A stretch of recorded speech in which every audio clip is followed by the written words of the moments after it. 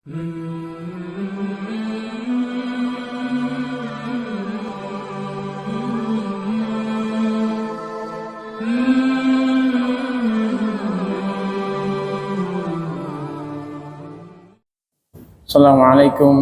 warahmatullahi wabarakatuh.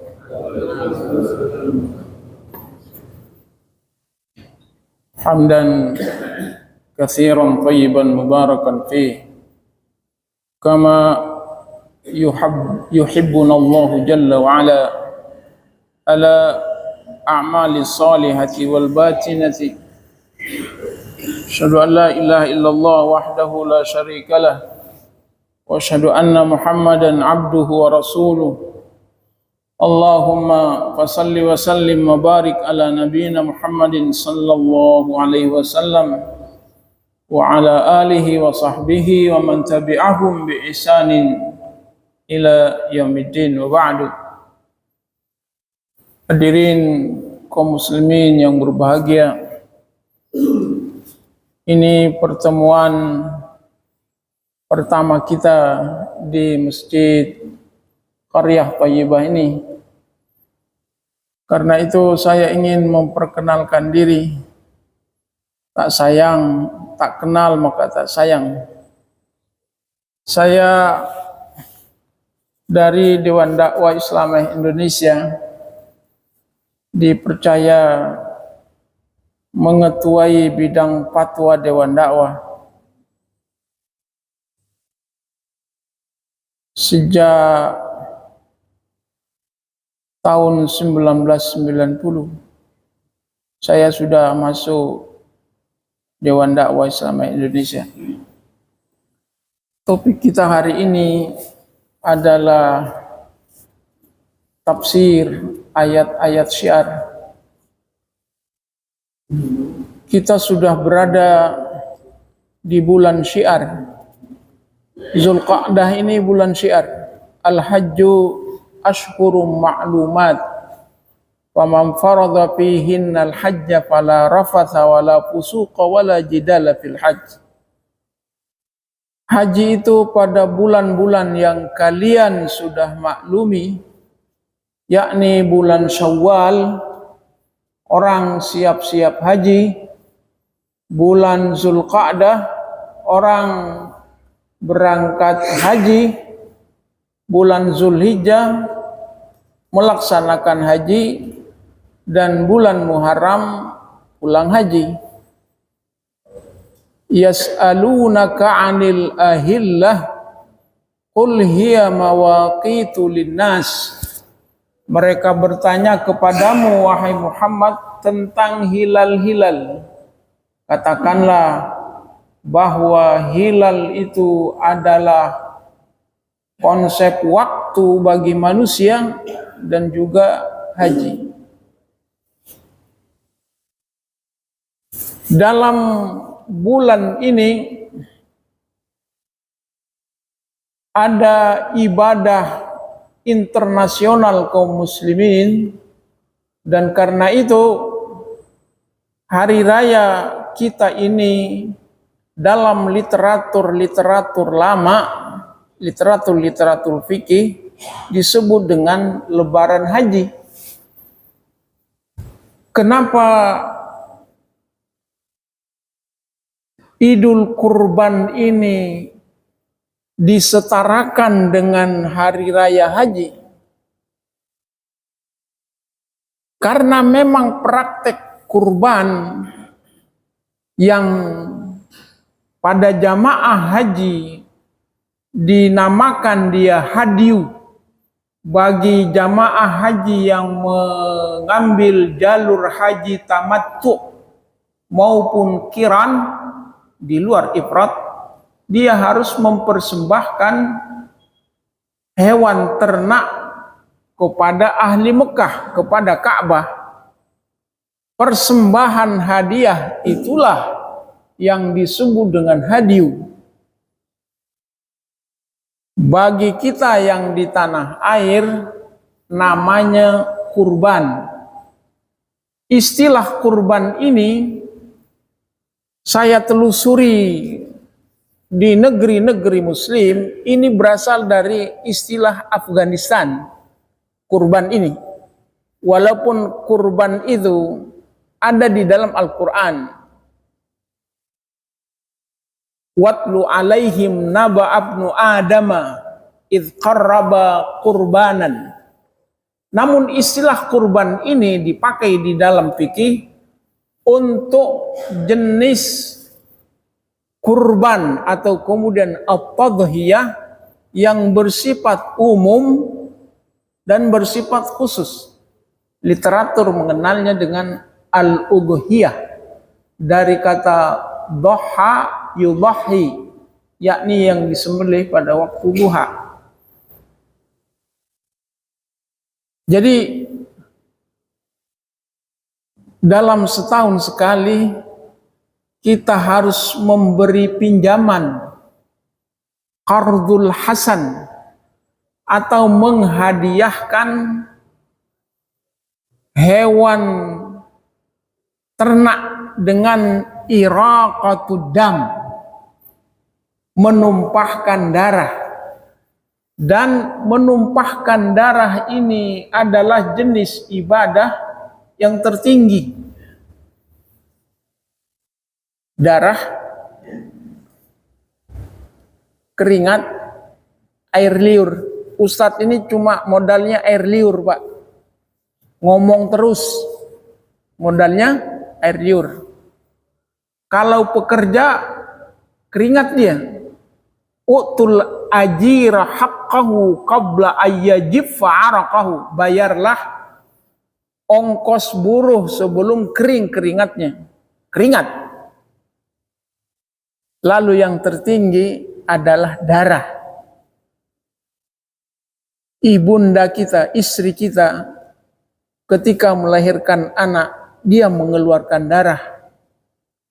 Karena itu haknya 3, sedangkan kita 1. Pejuang-pejuang para syuhada, karena dia mengorbankan darahnya. Yang kedua, hartanya. Yang ketiga, tenaganya. Allah minta kepada kita buat berkorban. Fasalli li rabbika wanhar. Karena itu, sholatlah dan berkorbanlah. Korban ini memiliki rahasia. Hadiah itu memiliki rahasia yang besar bagi kita. Apa rahasianya? Rahasianya karena setiap pekurban itu tidak boleh memotong kukunya. Dan kuku itu yang paling lama dimakan oleh tanah. Ada namanya mahzurat ihram. Dan karena itu kita ada juga istilah tahallul kurban. Maka kita tidak boleh potong kuku hatta yablugal hadyu mahillah, sampai damnya itu disembelih, sampai kurban kita ini disembelih. Hatta yablugal hadyu mahillah, kata Al-Quran. Apa sebabnya? Sebabnya biar doa yang disampaikan oleh keluarga, oleh jamaah itu nyampainya cepat. Man shalla alayya salatun, barang siapa yang salawat kepadaku sekali, sallaitu alaihi asyra, aku akan bersalawat kepadanya 10. Biar cepat nyampenya salam atau kemudian doa. Yang abadi itu di anggota tubuh kita, yakni tulang ekor, Pak. Satu-satunya yang tidak dimakan tanah. Tulang ekor. Dan tulang ekor inilah nanti dalam surah Qaf Allah turunkan hujan di akhir zaman, hujan yang terakhir, Lalu kemudian melalui tulang ekor itu dikumpulkan seluruh tulang-tulang belulang. Lalu Allah berfirman, wa kadzalikal khuruj, dan demikianlah kalian nanti dibangkitkan oleh Allah melalui teori as-sayhah dalam Al-Quran. As-sayhah, dentuman, yang diterjemahkan oleh kita dengan tiupan sangkakala. Dentuman. Kalau tanggal 1 Zulhijjah itu Ka'bah itu berbunyi dentuman. 1 Ramadan dentuman, Lebaran dentuman, untuk menandai waktu. Itu. Dan Nabi berdoa, hadza anni wa amman lam yudhahi min ummati, ini dariku, ini dari keluargaku, dan ini untuk umatku yang belum berkurban. Jadi ketika kita berkorban, maka itu adalah tebusan. Fadzabahnahu dzabhan azima dalam As-Saffat. Surah bercerita tentang penyembelihan Ismail. Lalu kami ganti sembelihan, lalu kami tebus sembelihan itu, yakni Nabi Ismail, dengan sembelihan hewan ternak. Jadi kita ini menebus diri ketika kita berkurban. Pun ketika nanti kita bayi, setiap bayi, qala Rasulullah sallallahu alaihi wasallam, kullu gulamin murtahanun bi aqiqatihi, setiap bayi yang lahir itu ditebus. Ditebus dengan apa? Dengan sembelihan. Pada hari ketujuhnya, atau hari 14, atau hari 21. Kata Imam Suyuti rahimahullahu ta'ala, 7, 14, 21. Ditebus dia. 2 bagi laki-laki, 2 kambing bagi laki-laki, 1 kambing bagi perempuan. Dikasih nama dia itu, dan kemudian dicukur rambutnya. Maka kata Imam Ibnu Taimiyah Al-Harrani rahimahullahu ta'ala dalam kitab Majmu' Fatawanya, ada 3 yang memiliki keutamaan di kelasnya. Apa itu? Al-hadyu wal udhiyatu wal aqiqatu afdalu wa athmanu, lebih mahal dan lebih utama dari sedekah yang lain. Hadyu bagi jamaah haji, al-udhiyatu sembelihan, dan kemudian al-aqiqatu bagi orang tua yang masih punya anak, atau kita yang masih punya cucu. Selanjutnya Pak, kenapa kita kurban? Karena kurban itu akan dikumpulkan kita nanti pada hari kiamat. Sebagaimana firman Allah Subhanahu wa ta'ala, wa yauma nahsyuruhum jami'a thumma naqulu lil ladzina asyraku aina syurakaukum alladzina kuntum tazumun.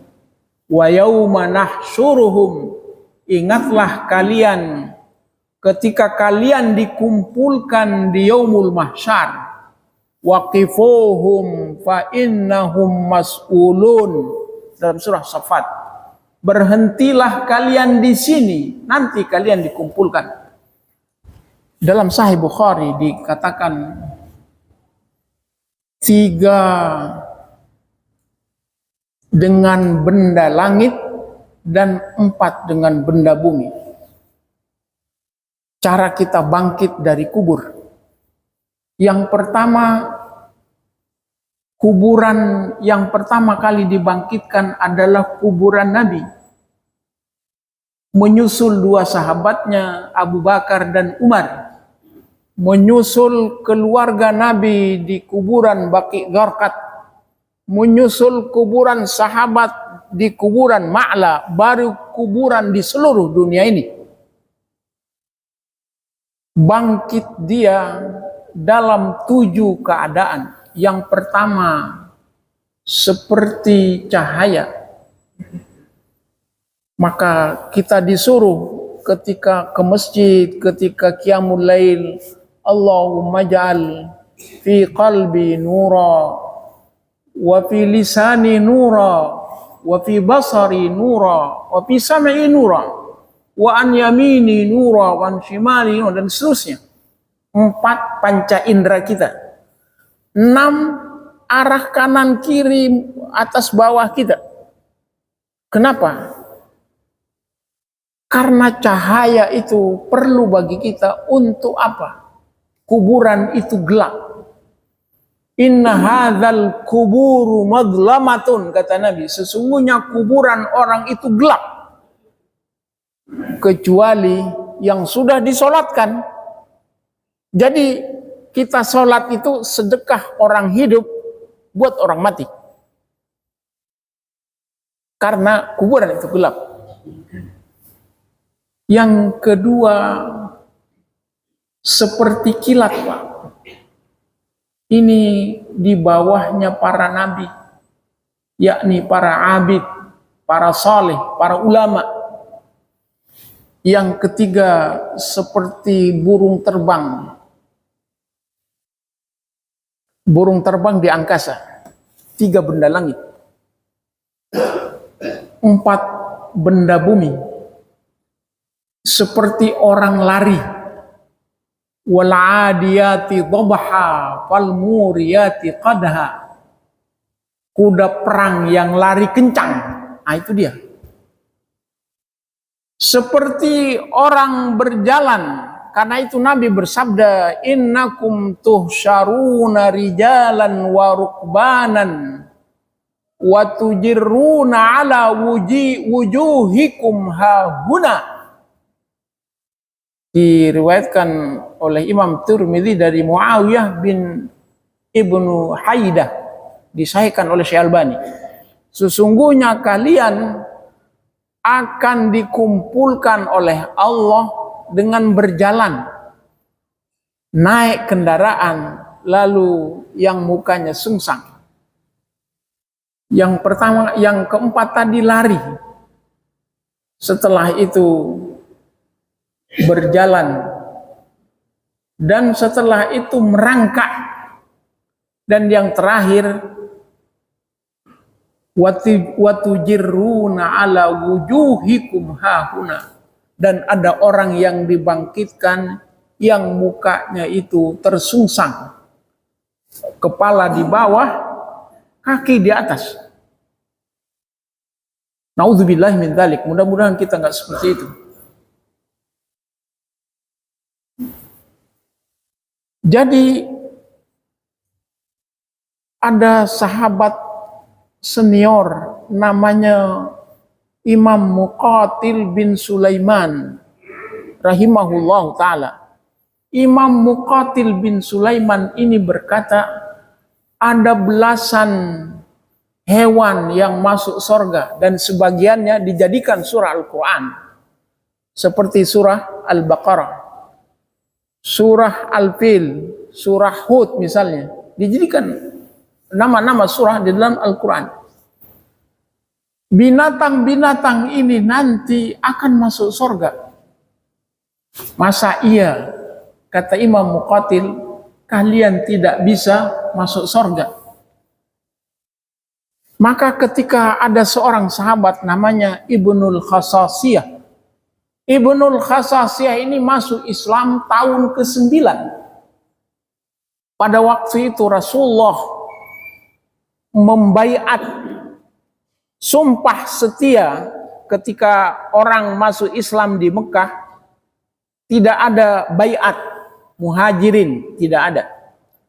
Ketika Nabi di Madinah dibaiat. Kenapa? Karena pada waktu itu sahabat Ansar sudah macam-macam, yang munafik, yang ahli kitab, macam-macam. Lalu Nabi berkata kepada Ibnul Khasasiyah, la sadaqata wala jihada fabima tadkhulul jannah. Bagaimana kamu ini enggak mau jihad? Dia takut darah, Pak. Ngeri terhadap darah.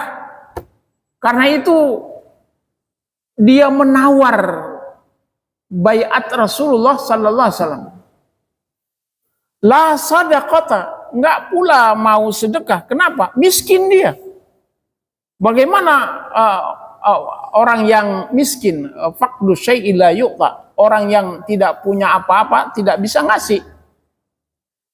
Maka jihad dan sedekah itu ditawarnya.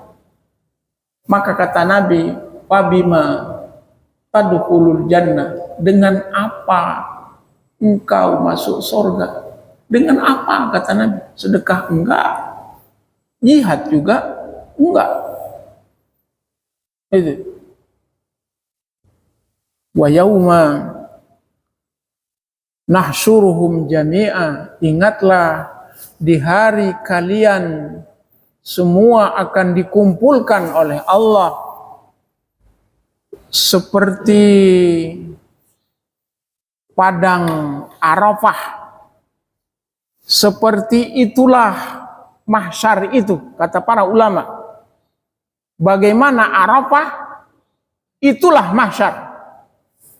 Allah mengumpulkan seluruh suku bangsa pada tanggal 9 Zulhijjah. Seperti itulah juga hari kiamat. Hari kiamat itu seharinya 50.000 tahun, Pak. 50.000 tahun. Ditanya Syekh Utsaimin rahimahullahu ta'ala bahwa hari kiamat itu cuma sehari. Tapi waktunya sangat panjang sekali. Kalau hari dunia 50.000 tahun. Kelar persidangan itu. Tsumma naqulu lilladzina asyraku.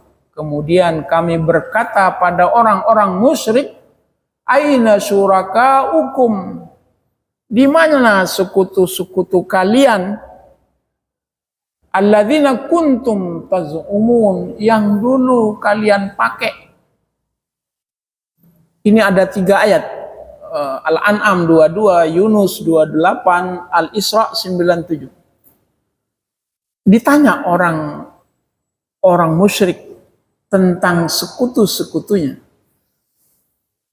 Kata Imam Suyuti dalam kitab tafsirnya Ad-Durrul Mansur Fit Tafsir bil Ma'thur, Imam Suyuti itu lahir di Mesir 911 Hijrah meninggalnya, bahwa kalau orang musyrik itu ditanya sekutunya, maka orang mukmin ditanya tentang amal solehnya.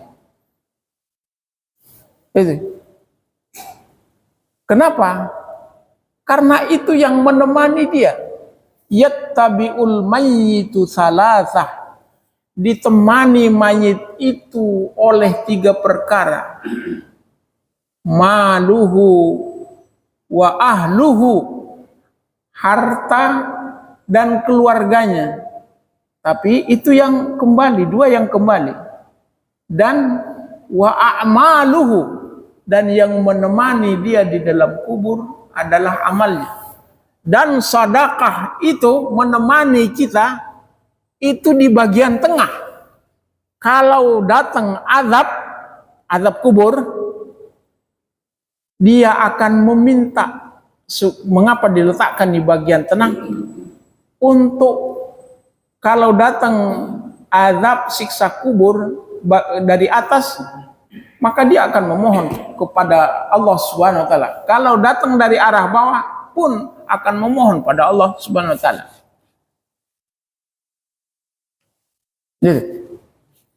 Jadi berdasarkan keumuman ayat Al-An'am 22 dan Yunus 28.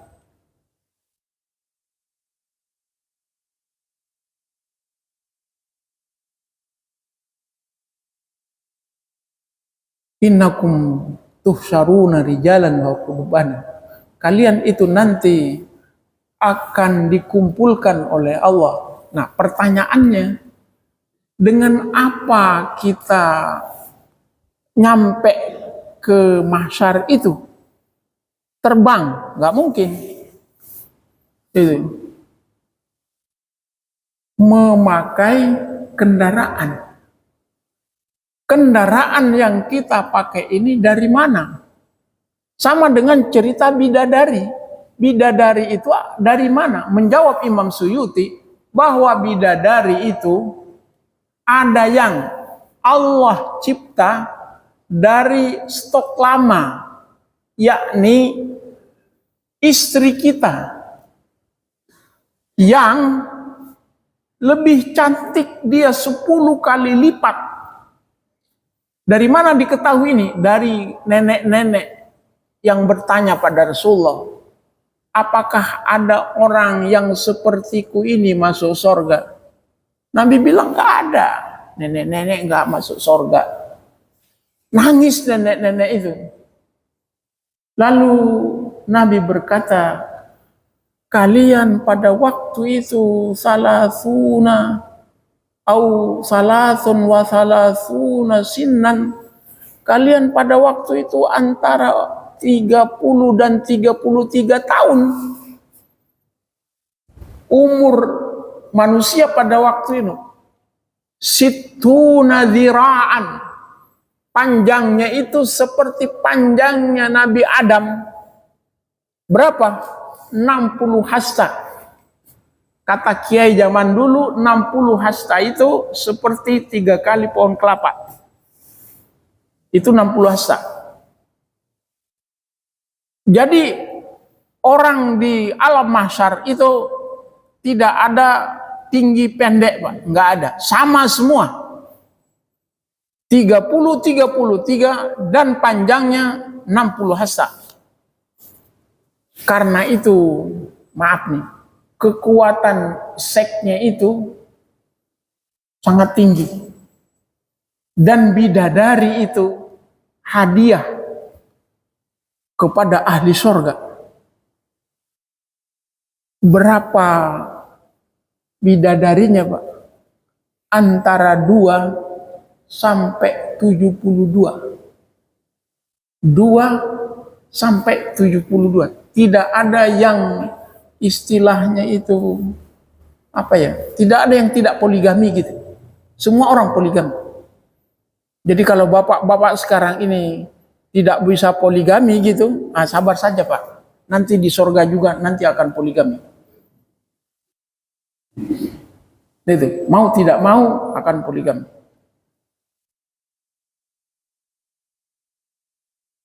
Jadi naik kendaraan, kata Imam Muqatil berdasarkan surah keumuman ayat tadi. Jadi ketika nanti kita itu disebutkan oleh Al-Quran di dalam surahnya, yakni surah Al-Hajj ayat 36, wal budna ja'alnaha lakum min sya'airillahi lakum fiha khair wal budna, adapun onta-onta yang kalian pakai sebagai hadiu, orang Mekah itu pakai onta. Saya pernah memimpin satu pesawat Pak jadi petugas haji. Rupanya hadiu yang jamaah haji kita keluarkan itu cukup untuk beli onta Pak. Saya dengan kawan-kawan yang menjadi petugas haji pergi ke manhar namanya, tempat penyembelihan onta itu, sampai tidak sholat Jumat gitu, musafir tidak sholat Jumat gitu ke sana. Maka harga kambing sama dengan harga onta. Orang Arab pakai onta, sedangkan kita pakai kambing. Maka dikatakan, adapun onta-onta yang kalian jadikan sebagai hadiu merupakan syiar-syiar Allah, padanya ada kebaikan. Lakum fiha khairun. Pada onta-onta itu ada kebaikan. Kebaikan duniawi maupun kebaikan ukhrawi. Itu. Kebaikan duniawi ya kita bagi. Syiar tauhid, fadhkuru ismallahi alaiha sawab. Karena itu sebutlah nama Allah ketika kalian menyembelihnya dalam keadaan berdiri. Jamaah haji mengucapkan talbiyah, kita mengucapkan takbiran. Allahu Akbar, Allahu Akbar. 2 takbir atau 3 takbir, itu riwayatnya sama. Allahu Akbar, Allahu Akbar, Allahu Akbar. Walillahil hamd. Sambil takbiran menyembelih. Syiar tauhid. Dan syiar tauhid inilah kalau kita pakai kajian al-munasabat, yakni konsep korelasi Pak, konsep nisbat, konsep kaitan atau hubungan. Mangqala fi akhiri kalamihi la ilaha illallah dakhalal jannah. Siapa yang mengucapkan kalimat tauhid pada akhir hayatnya, masuk surga dia. Itu. Ketika kita di Arafah dalam 6 jam tidak ada ucapan yang kita ulang-ulang kecuali la ilaha illallah wahdahu la syarikalah lahul mulku wa lahul hamdu yuhyi wa yumitu wa huwa ala kulli syai'in qadir. Ketika kita sholat maghrib dan sholat subuh sebanyak 10 kali kita ucapkan juga ini zikir pagi dan zikir sore, la ilaha illallah wahdahu la syarikalah lahul mulku wa lahul hamdu yuhyi wa yumitu wa huwa ala kulli syai'in qadir. Kajian munasabat, kajian korelasi antara ayat dengan ayat, antara ayat dengan hadis, antara hadis dengan hadis.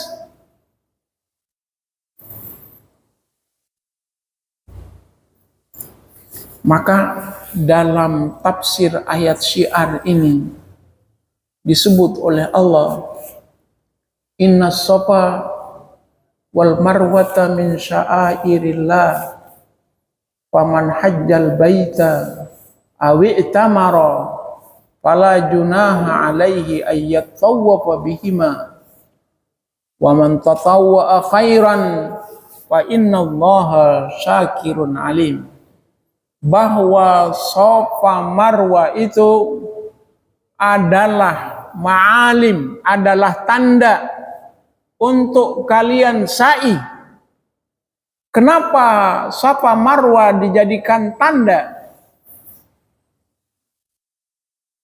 Kajian historisnya, kajian sejarahnya, karena Safa Marwa ini Allah tabalkan sebagai tempat bersejarah dari cerita seorang istri yang ditinggal suaminya tanpa bekal. apakah engkau ini mendapatkan perintah Allah? Kata ibunda Nabi Ismail. Karena saat itu suaminya Nabi Ibrahim mau safar ke Babilonia. Babilonia itu hari ini Iran. Maka dengan tanpa bekal itu ibunda Nabi Ismail, di dalam hadis itu disebut ibunda Nabi Ismail. Hajar itu dalam sejarah namanya Hajar. Dia galau. Dalam galaunya itulah kemudian dia putar balik 7 keliling di antara Safa Marwah.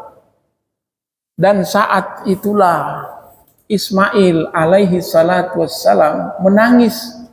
Ketika dia menangis, dia hentakkan kakinya dan keluarlah air. Ibunda Nabi Ismail berkata, Zam-zam.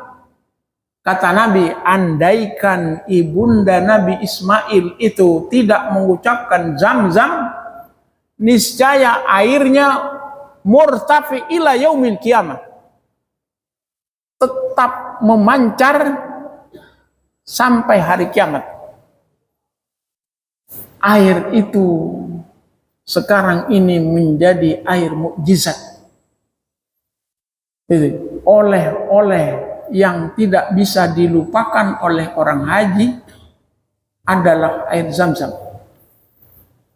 Sunnah hukumnya kalau oleh-olehnya itu Zam-zam dulu, baru kurma. Kenapa ayat Safa Marwah ini dijadikan oleh Allah sebagai patokan? Biar kita itu ingat sejarah Safa Marwah ini. Itu. Ingat, itulah yang disebut dengan syiar. Dari kata syuur. Syiar, syuur. Syuur itu artinya perasaan. Kata Buya Hamka dalam bait sajaknya yang lama diingat oleh manusia itu 2. Yang pertama perasaan, yang kedua kenangan. Perasaan lalu kemudian kenangan. Meskipun kita sudah berpisah dengan istri yang pertama, tapi kenangannya bagi kita tidak kita lupakan, Pak. Posisi istri yang pertama tidak bisa digeser oleh yang lain. Itulah perasaan. Itulah kenangan. Jadi jamaah haji itu salah satu ciri biar dia umrah makbulah, biar dia haji mabrurah, itu apabila dia berbakti kepada orang tuanya. Birrul walidain, setelah tauhid kepada Allah Subhanahu wa taala. Itu yang jelas-jelas tampak. Inna Safa wal Marwata min sya'airillah. Ada waktu bagi kita untuk bertanya. Sekitar 10 menit. Kalau enggak, saya lanjutkan lagi, Pak. Kita jeda dulu. Kalau ada yang mau tanya.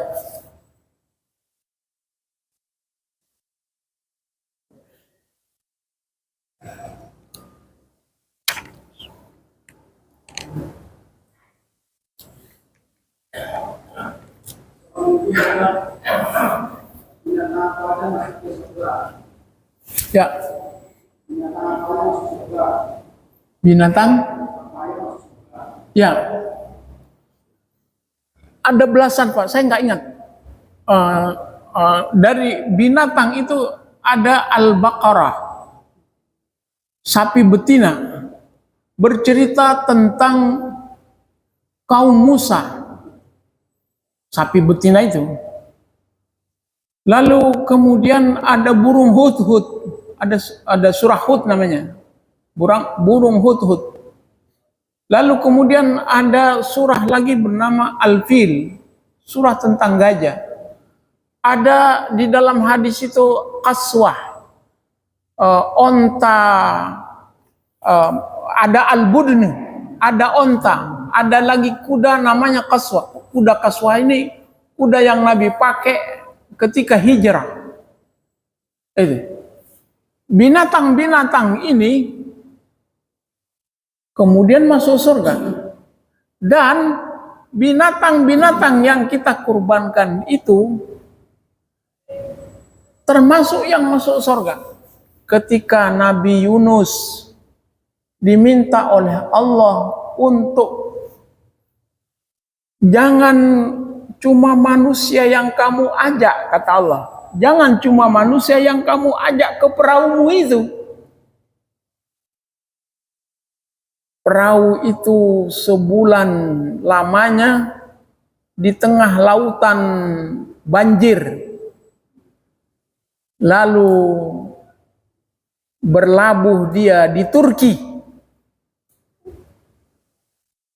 Dan termasuklah kemudian hewan-hewan diangkut oleh Nabi Hud alaihi salatu wassalam.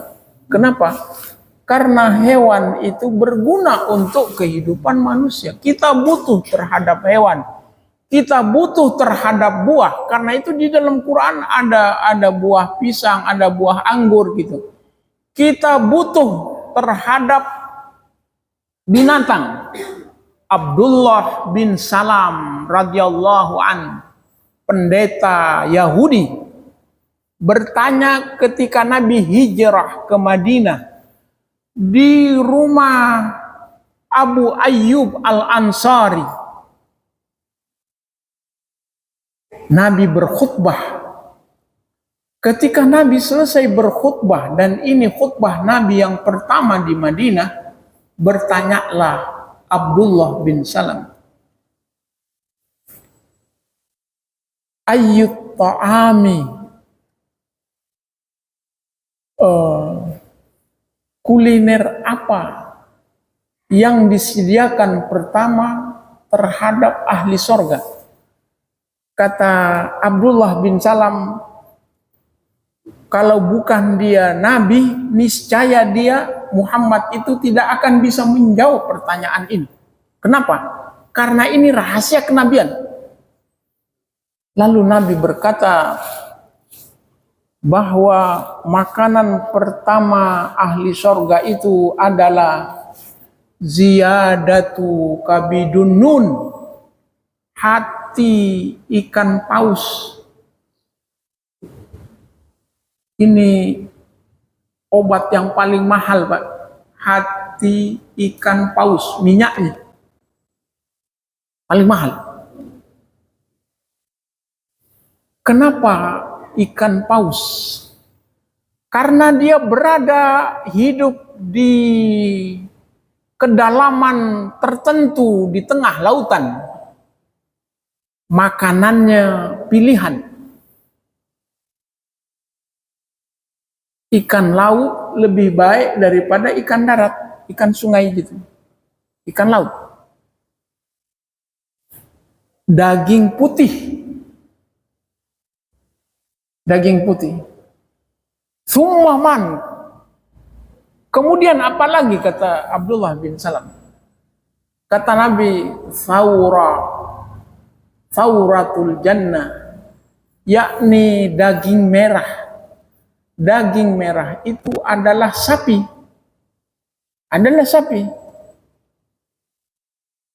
Jadi saya pernah nanya pada ahli gizi, Pak, dokter gizi.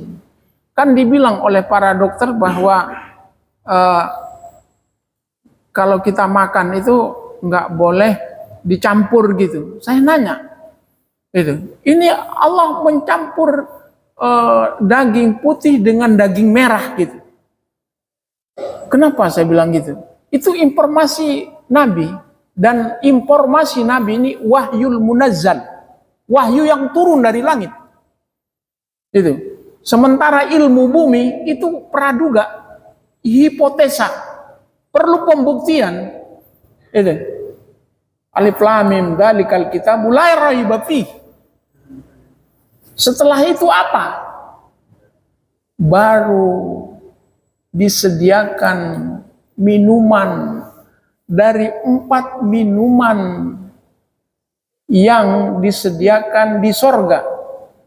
4 minuman sorga.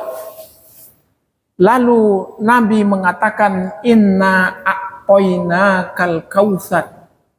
Nabi nanya, wama adraka mal kautsar? Tahukah kalian apa al-kautsar itu? Al-kautsar itu haudi. Al-kautsar itu adalah telagaku. Dan telagaku itu masiratuhu, jaraknya seperti jarak antara Madinah, kota Madinah dengan Sana'a. Sana'a itu ibu kotanya Yaman. Antara Madinah dan Yaman jaraknya 2 jam penerbangan. Itu. Dan kita akan bertemu dengan Rasulullah di telaga Al-Kautsar ini. Telaga Al-Kautsar ini di mana? Pada waktu kita selesai hisab, maka kita masuk telaga. Maka kata Rasulullah sallallahu alaihi wasallam ketika dia menjelaskan hadis tentang ghurran muhajjalin, wahai Aisyah, wahai Rasulullah, kata Aisyah, bagaimana nanti dirimu tahu kalau orang itu adalah umatmu? Maka kata Nabi sallallahu alaihi wasallam, anggota wudhu yang ia basuh itu akan menjadi ghurran muhajjalin, akan menjadi cahaya, memancar, dan cahaya itulah yang menandai bahwa dia umat. Barang siapa yang ingin ghurran muhajjalinnya ini, fa'aksir wudu fi, fa'aksir sujud fi, maka banyakkanlah bersujud, banyakkanlah sujud. Maksudnya banyakkanlah sholatnya. Kalau banyakkanlah sholatnya, itu berarti banyakkanlah wudunya juga.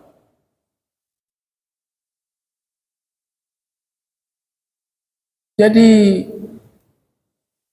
kesimpulannya bahwa kita harus berwudu seperti syiar haji itu di miqat dan pakai ihram. Lalu syiar adzan itu, syiar salat itu adzan. Dan istilah kita itu takbiratul ihram. Mengapa disebut takbiratul ihram, Pak? Dan para ulama mengatakan kalau kita takbiratul ihram itu posisi telapak tangan kita ini harus menghadap Ka'bah. Kalau orang memulai tawaf itu hendaklah dia istilam. Istilam itu kata Nabi, inna hadzal hajar liyashhadu, sesungguhnya hajar ini, yakni hajar aswad ini akan bersaksi yaumal kiamati limanis talama bihaqqin, bagi orang yang istilam dari jarak dekat maupun jarak jauh. Istilam dari jarak dekat itulah tawaf.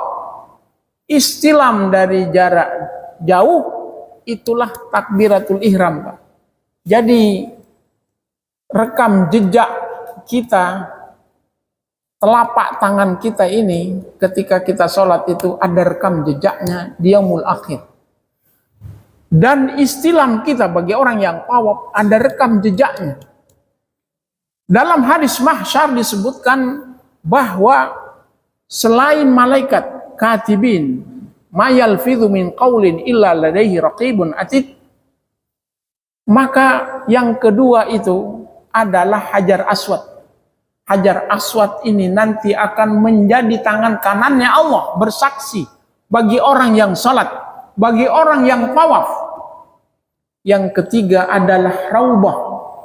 Raudhah Rasulullah sallallahu alaihi wasallam akan bersaksi juga Selanjutnya adalah teman semajlis ini. Kata Umar bin Khattab radhiyallahu anhu, ada 3 yang mahal dari umat. Kalau bukan karena kepentingan sujud, niscaya aku memilih mati duluan daripada kalian. Kenapa? Karena sujud ini menyedot 7 anggota badan kita ketika kita sujud. Aqrabu ma yakunu bihil abdu inda rabbih wa huwa sajidun fa'aksiru du'au fi. Sujud sedekat-dekat hamba kepada Allah. Yang kedua, bermajlis. Dan karena itu kita dibikinkan majlis oleh Allah. Majlis sholat berjamaah. Majlis sholat Jumat. Dalam tahunan ada majlis Armina. Ada majlis Masy'aril Haram. Arafah, Muzdalifah, Mina. Walaupun kita ini nggak kenal Pak. Tapi nanti pada hari kiamat, Imam Ibnul Jauzi menangis ketika dia mengatakan kepada murid-muridnya, kalau hisabku nanti bermasalah, panggillah, bilang kalian bahwa aku pernah mengajar kalian. Kepentingan bermajlis. Yang ketiga, kepentingan berjuang di jalan Allah. Itu. Jadi majlis kita ini mahal Pak. Kenapa?